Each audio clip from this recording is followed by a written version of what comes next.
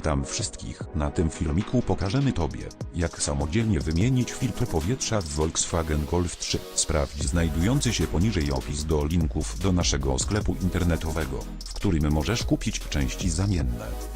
Otwórz maskę.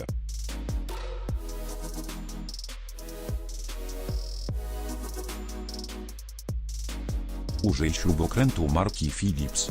Osłab mocowania i zdejmij pokrywę filtra powietrza.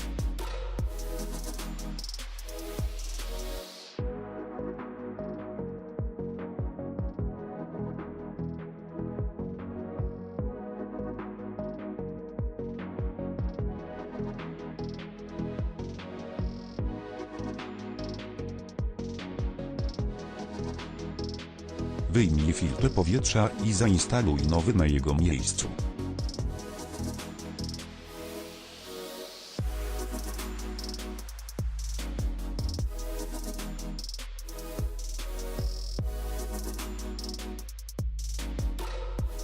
Zainstaluj pokrywę filtra powietrza.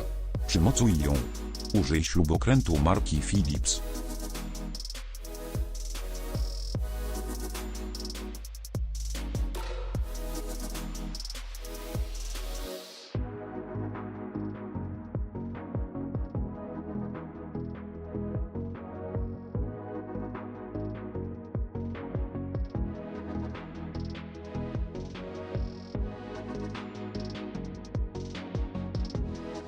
Zamknij maskę.